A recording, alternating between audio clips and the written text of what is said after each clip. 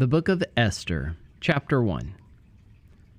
Now in the days of Ahasuerus, the Ahasuerus who reigned from India to Ethiopia over 127 provinces, in those days when King Ahasuerus sat on his royal throne in Susa, the citadel, in the 3rd year of his reign, he gave a feast for all his officials and servants. The army of Persia and Media and the nobles and governors of the provinces were before him, while he showed the riches of his royal glory and the splendor and pomp of his greatness for many days, 180 days. And when these days were completed, the king gave for all the people present in Susa the citadel, both great and small, a feast lasting for 7 days in the court of the garden of the king's palace. There were white cotton curtains and violet hangings fastened with cords of fine linen and purple to silver rods and marble pillars, and also couches of gold and silver on a mosaic pavement of porphyry, marble, mother of pearl, and precious stones. Drinks were served in golden vessels, vessels of different kinds, and the royal wine was lavished according to the bounty of the king. And drinking was according to this edict. There is no compulsion. For the king had given orders to all the staff of his palace to do as each man desired. Queen Vashti also gave a feast for the women in the palace that belonged to King Ahasuerus. On the 7th day, when the heart of the king was merry with wine, he commanded Mehumam, Biztha, Harbona, Bigtha, and Abagtha, Zather, and Carcass, the 7 eunuchs who served in the presence of King Ahasuerus, to bring Queen Vashti before the king with her royal crown, in order to show the peoples and the princes her beauty, for she was lovely to look at. But Queen Vashti refused to come at the king's command delivered by the eunuchs. At this the king became enraged, and his anger burned within him. Then the king said to the wise men who knew the times, for this was the king's procedure toward all who were versed in law and judgment, the men next to him being Karshena, Shethar, Admatha, Tarshish, Merez, Marsena, and Mamukan, the 7 princes of Persia and Media, who saw the king's face and sat first in the kingdom. According to the law, what is to be done to Queen Vashti, because she has not performed the command of King Ahasuerus delivered by the eunuchs? Then Mamukan said in the presence of the king and the officials, not only against the king has Queen Vashti done wrong, but also against all the officials and all the peoples who are in all the provinces of King Ahasuerus. For the queen's behavior will be made known to all women, causing them to look at their husbands with contempt, since they will say, King Ahasuerus commanded Queen Vashti to be brought before him, and she did not come. This very day the noble women of Persia and Media who have heard of the queen's behavior will say the same to all the king's officials, and there will be contempt and wrath in plenty. If it please the king, let a royal order go out from him, and let it be written among the laws of the Persians and the Medes, so that it may not be repealed, that Vashti is never again to come before King Ahasuerus. And let the king give her royal position to another who is better than she. So when the decree made by the king is proclaimed throughout all his kingdom, for it is vast, all women will give honor to their husbands, high and low alike. This advice pleased the king and the princes, and the king did as Mamukan proposed. He sent letters to all the royal provinces, to every province in its own script, and to every people in its own language, that every man be master in his own household, and speak according to the language of his people. Esther chapter 2. After these things, when the anger of King Ahasuerus had abated, he remembered Vashti and what she had done and what had been decreed against her. Then the king's young men who attended him said, Let beautiful young virgins be sought out for the king, and let the king appoint officers in all the provinces of his kingdom to gather all the beautiful young virgins to the harem in Susa the citadel, under custody of Hegai, the king's eunuch, who is in charge of the women. Let their cosmetics be given them, and let the young woman who pleases the king be queen instead of Vashti. This pleased the king, and he did so. Now there was a Jew in Susa the citadel, whose name was Mordecai, the son of Jair, son of Shimei, son of Kish, a Benjaminite, who had been carried away from Jerusalem among the captives, carried away with Jeconiah, king of Judah, whom Nebuchadnezzar, king of Babylon, had carried away. He was bringing up Hadassah, that is, Esther, the daughter of his uncle, for she had neither father nor mother. The young woman had a beautiful figure and was lovely to look at, and when her father and her mother died, Mordecai took her as his own daughter. So when the king's order and his edict were proclaimed, and when many young women were gathered in Susa the citadel, in custody of Hegai, Esther also was taken into the king's palace and put in custody of Hegai, who had charge of the women. And the young woman pleased him and won his favor, and he quickly provided her with her cosmetics and her portion of food, and with 7 chosen young women from the king's palace, and advanced her and her young women to the best place in the harem. Esther had not made known her people or kindred, for Mordecai had commanded her not to make it known. And every day Mordecai walked in front of the court of the harem to learn how Esther was and what was happening to her. Now when the turn came for each young woman to go into King Ahasuerus after being 12 months under the regulations for the women, since this was the regular period of their beautifying, 6 months with oil of myrrh and 6 months with spices and ointments for women, when the young woman went into the king in this way, she was given whatever she desired to take with her from the harem to the king's palace. In the evening she would go in, and in the morning she would return to the second harem in custody of Shazgaz, the king's eunuch, who was in charge of the concubines. She would not go into the king again unless the king delighted in her and she was summoned by name. When the turn came for Esther, the daughter of Abihail, the uncle of Mordecai, who had taken her as his own daughter, to go into the king, she asked for nothing except what Hegai, the king's eunuch, who had charge of the women, advised. Now Esther was winning favor in the eyes of all who saw her.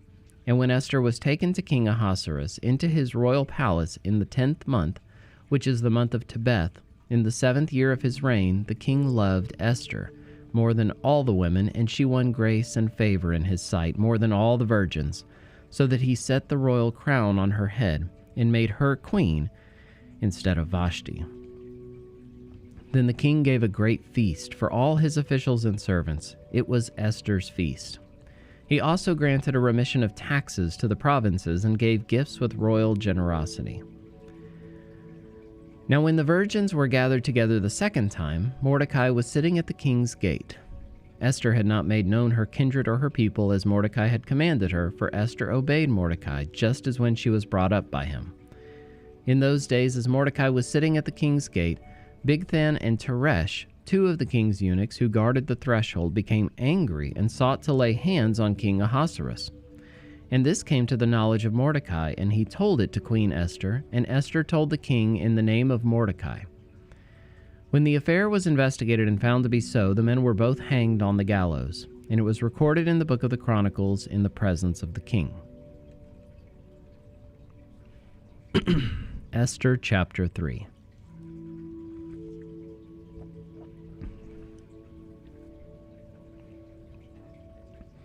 After these things, King Ahasuerus promoted Haman the Agagite, the son of Hammedatha, and advanced him and set his throne above all the officials who were with him. And all the king's servants who were at the king's gate bowed down and paid homage to Haman, for the king had so commanded concerning him. But Mordecai did not bow down or pay homage. Then the king's servants who were at the king's gate said to Mordecai, "Why do you transgress the king's command?" And when they spoke to him day after day, and he would not listen to them, they told Haman in order to see whether Mordecai's words would stand, for he had told them that he was a Jew. And when Haman saw that Mordecai did not bow down or pay homage to him, Haman was filled with fury. But he disdained to lay hands on Mordecai alone. So, as they had made known to him the people of Mordecai, Haman sought to destroy all the Jews, the people of Mordecai, throughout the whole kingdom of Ahasuerus. In the 1st month, which is the month of Nisan, in the 12th year of King Ahasuerus, they cast that is, they cast lots, before Haman day after day, and they cast it month after month, till the 12th month, which is the month of Adar. Then Haman said to King Ahasuerus, "There is a certain people scattered abroad and dispersed among the peoples in all the provinces of your kingdom. Their laws are different from those of every other people, and they do not keep the king's laws, so that it is not the king's profit to tolerate them. If it please the king, let it be decreed that they be destroyed, and I will pay 10,000 talents of silver into the hands of those who have charge of the king's business, that they may put it into the king's treasuries." So the king took his signet ring from his hand and gave it to Haman the Agagite, the son of Hammedatha, the enemy of the Jews. And the king said to Haman, "The money is given to you, the people also, to do with them as it seems good to you." Then the king's scribes were summoned on the 13th day of the first month, and an edict, according to all that Haman commanded, was written to the king's satraps, and to the governors over all the provinces, and to the officials of all the peoples, to every province in its own script, and every people in its own language. It was written in the name of King Ahasuerus, and sealed with the king's signet ring. Letters were sent by couriers to all the king's provinces with instruction to destroy, to kill, and to annihilate all Jews, young and old, women and children, in one day, the 13th day of the 12th month, which is the month of Adar, and to plunder their goods. A copy of the document was to be issued as a decree in every province by proclamation to all the peoples to be ready for that day. The couriers went out hurriedly by order of the king, and the decree was issued in Susa the citadel.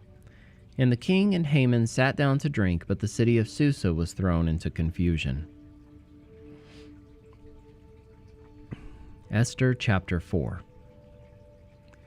When Mordecai learned all that had been done, Mordecai tore his clothes and put on sackcloth and ashes, and went out into the midst of the city, and he cried out with a loud and bitter cry. He went up to the entrance of the king's gate, for no one was allowed to enter the king's gate clothed in sackcloth. And in every province, wherever the king's command and his decree reached, there was great mourning among the Jews, with fasting and weeping and lamenting, and many of them lay in sackcloth and ashes. When Esther's young women and her eunuchs came and told her, the queen was deeply distressed. She sent garments to clothe Mordecai so that he might take off his sackcloth, but he would not accept them. Then Esther called for Hatach, one of the king's eunuchs, who had been appointed to attend her, and ordered him to go to Mordecai to learn what this was and why it was. Hatach went out to Mordecai in the open square of the city in front of the king's gate, and Mordecai told him all that had happened to him, and the exact sum of money that Haman had promised to pay into the king's treasuries for the destruction of the Jews. Mordecai also gave him a copy of the written decree issued in Susa for their destruction, that he might show it to Esther and explain it to her and command her to go to the king to beg his favor and plead with him on behalf of her people. And Hatach went and told Esther what Mordecai had said.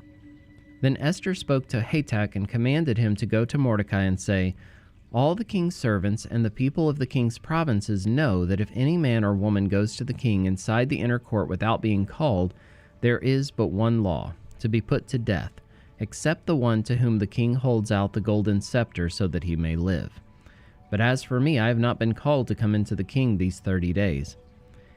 And they told Mordecai what Esther had said. Then Mordecai told them to reply to Esther, "Do not think to yourself that in the king's palace you will escape any more than all the other Jews. For if you keep silent at this time, relief and deliverance will rise for the Jews from another place, but you and your father's house will perish. And who knows whether you have not come to the kingdom for such a time as this?" Then Esther told them to reply to Mordecai, "Go, gather all the Jews to be found in Susa, and hold a fast on my behalf, and do not eat or drink for 3 days, night or day. I and my young women will also fast as you do. Then I will go to the king, though it is against the law, and if I perish, I perish." Mordecai then went away and did everything as Esther had ordered him.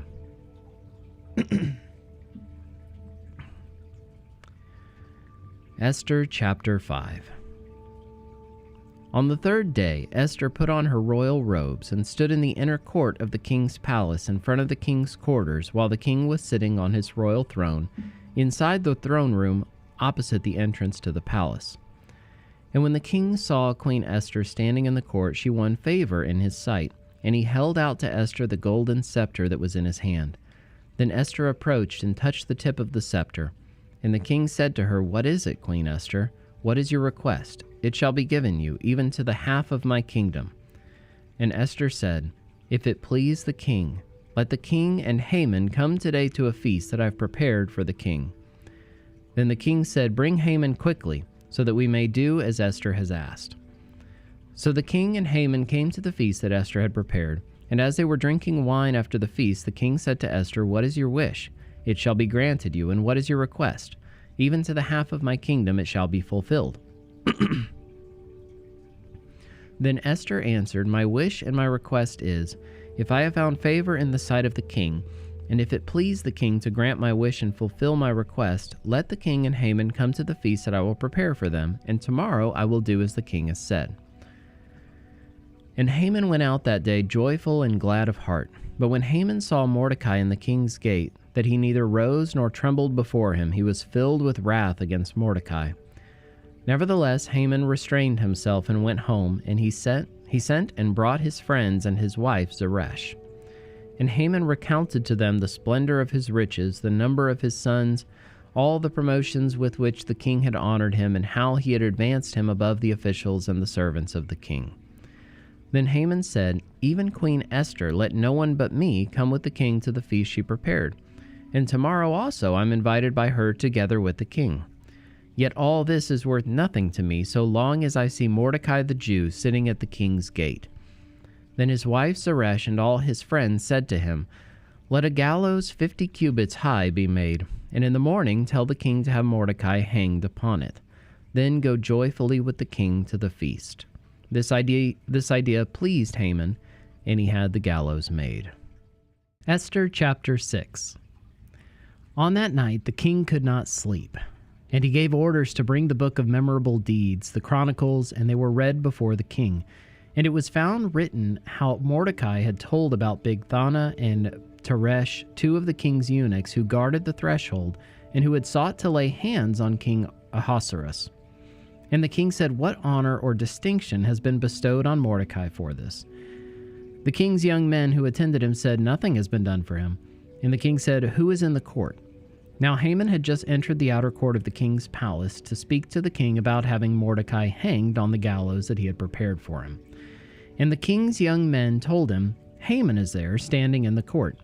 And the king said, "Let him come in." So Haman came in, and the king said to him, "What should be done to the man whom the king delights to honor?" And Haman said to himself, "Whom would the king delight to honor more than me?" And Haman said to the king, "For the man whom the king delights to honor, let royal robes be brought, which the king has worn, and the horse that the king has ridden, and on whose head a royal crown is set. And let the robes and the horse be handed over to one of the king's most noble officials. Let them dress the man whom the king delights to honor, and let them lead him on the horse through the square of the city, proclaiming before him, 'Thus shall it be done to the man whom the king delights to honor.'" Then the king said to Haman, "Hurry, take the robes and the horse, as you have said, and do so to Mordecai the Jew, who sits at the king's gate. Leave out nothing that you've mentioned." So Haman took the robes and the horse, and he dressed Mordecai and led him through the square of the city, proclaiming before him, "Thus shall it be done to the man whom the king delights to honor." Then Mordecai returned to the king's gate, but Haman hurried to his house, mourning and with his head covered. And Haman told his wife Zeresh and all his friends everything that had happened to him. Then his wise men and his wife Zeresh said to him, "If Mordecai, before whom you have begun to fall, is of the Jewish people, you will not overcome him, but will surely fall before him." While they were yet talking with him, the king's eunuchs arrived and hurried to bring Haman to the feast that Esther had prepared. Esther chapter 7. So the king and Haman went in to feast with Queen Esther.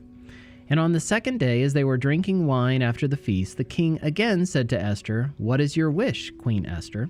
It shall be granted you. And what is your request?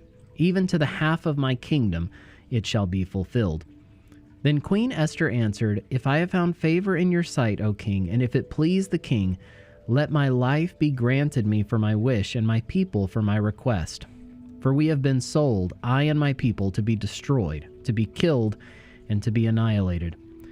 If we had been sold merely as slaves, men and women, I would have been silent, for our affliction is not to be compared with the loss to the king." Then King Ahasuerus said to Queen Esther, "Who is he and where is he who has dared to do this?" And Esther said, "A foe and enemy, this wicked Haman." Then Haman was terrified before the king and the queen. And the king arose in his wrath from the wine drinking and went into the palace garden, but Haman stayed to beg for his life from Queen Esther, for he saw that harm was determined against him by the king. And the king returned from the palace garden to the place where they were drinking wine, as Haman was falling on the couch where Esther was. And the king said, "Will he even assault the queen in my presence, in my own house?" As the word left the mouth of the king, they covered Haman's face. Then Harbona, one of the eunuchs in attendance on the king, said, "Moreover, the gallows that Haman has prepared for Mordecai, whose word saved the king, is standing at Haman's house, 50 cubits high." And the king said, "Hang him on that." So they hanged Haman on the gallows that he had prepared for Mordecai. Then the wrath of the king abated. Esther chapter 8. On that day, King Ahasuerus gave to Queen Esther the house of Haman, the enemy of the Jews. And Mordecai came before the king, for Esther had told what he was to her. And the king took off his signet ring, which he had taken from Haman, and gave it to Mordecai. And Esther set Mordecai over the house of Haman. Then Esther spoke again to the king. She fell at his feet and wept and pleaded with him to avert the evil plan of Haman the Agagite and the plot that he had devised against the Jews. When the king held out the golden scepter to Esther, Esther rose and stood before the king. And she said, "If it please the king, and if I have found favor in his sight, and if the thing seems right before the king, and I am pleasing in his eyes, let an order be written to revoke the letters devised by Haman the Agagite, the son of Hammedatha, which he wrote to destroy the Jews who are in all the provinces of the king. For how can I bear to see the calamity that is coming to my people? Or how can I bear to see the destruction of my kindred?" Then King Ahasuerus said to Queen Esther and to Mordecai the Jew, "Behold, I have given Esther the house of Haman, and they have hanged him on the gallows, because he intended to lay hands on the Jews. But you may write as you please with regard to the Jews in the name of the king, and seal it with the king's ring. For an edict written in the name of the king and sealed with the king's ring cannot be revoked." The king's scribes were summoned at that time in the 3rd month, which is the month of Sivan, on the 23rd day. And an edict was written, according to all that Mordecai commanded concerning the Jews, to the satraps and the governors and the officials of the provinces from India to Ethiopia, 127 provinces, to each province in its own script, and to each people in its own language, and also to the Jews in their script and their language. And he wrote in the name of King Ahasuerus, and sealed it with the king's signet ring. Then he sent the letters by mounted couriers, riding on swift horses that were used in the king's service, bred from the royal stud, saying that the king allowed the Jews who were in every city to gather and defend their lives, to destroy, to kill, and to annihilate any armed force of any people or province that might attack them, children and women included, and to plunder their goods, on one day throughout all the provinces of King Ahasuerus, on the 13th day of the 12th month, which is the month of Adar. A copy of what was written was to be issued as a decree in every province, being publicly displayed to all peoples, and the Jews were to be ready on that day to take vengeance on their enemies.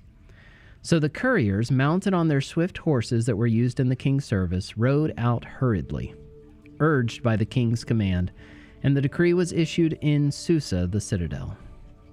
Then Mordecai went out from the presence of the king in royal robes of blue and white, with a great golden crown and a robe of fine linen and purple. And the city of Susa shouted and rejoiced. The Jews had light and gladness and joy and honor. And in every province and in every city, wherever the king's command and his edict reached, there was gladness and joy among the Jews, a feast and a holiday. And many from the peoples of the country declared themselves Jews, for fear of the Jews had fallen on them. Esther chapter 9. Now in the 12th month, which is the month of Adar, on the 13th day of the same, When the king's command and edict were about to be carried out, on the very day when the enemies of the Jews hoped to gain the mastery over them, the reverse occurred. The Jews gained mastery over those who hated them. The Jews gathered in their cities throughout all the provinces of King Ahasuerus to lay hands on those who sought their harm. And no one could stand against them, for the fear of them had fallen on all peoples. All the officials of the provinces and the satraps and the governors and the royal agents also helped the Jews, for the fear of Mordecai had fallen on them.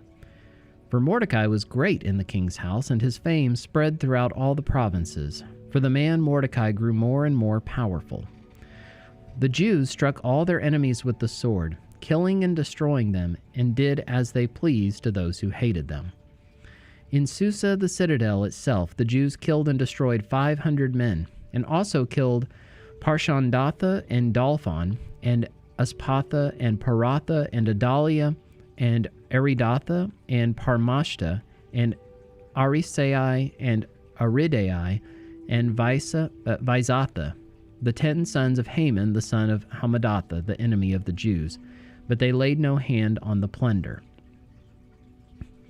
That very day the number of those killed in Susa the citadel was reported to the king. And the king said to Queen Esther, In Susa the citadel, the Jews have killed and destroyed 500 men, and also the 10 sons of Haman. What then have they done in the rest of the king's provinces? Now what is your wish? It shall be granted you. And what further is your request? It shall be fulfilled. And Esther said, If it please the king, let the Jews who are in Susa be allowed tomorrow also to do according to this day's edict. And let the 10 sons of Haman be hanged on the gallows. So the king commanded this to be done. A decree was issued in Susa, and the 10 sons of Haman were hanged. The Jews who were in Susa gathered also on the 14th day of the month of Adar, and they killed 300 men in Susa, but they laid no hands on the plunder. Now the rest of the Jews who were in the king's provinces also gathered to defend their lives, and got relief from their enemies, and killed 75,000 of those who hated them, but they laid no hands on the plunder. This was on the 13th day of the month of Adar, and on the 14th day they rested and made that a day of feasting and gladness. But the Jews who were in Susa gathered on the 13th day and on the 14th, and rested on the 15th day, making that a day of feasting and gladness. Therefore the Jews of the villages who live in the rural towns hold the 14th day of the month of Adar as a day for gladness and feasting, as a holiday, and as a day on which they send gifts of food to one another.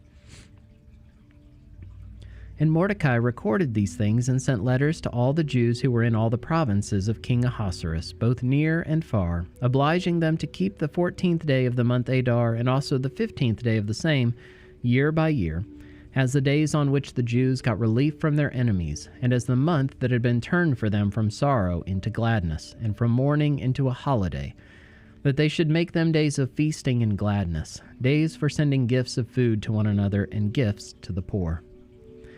So the Jews accepted what they had started to do, and what Mordecai had written to them.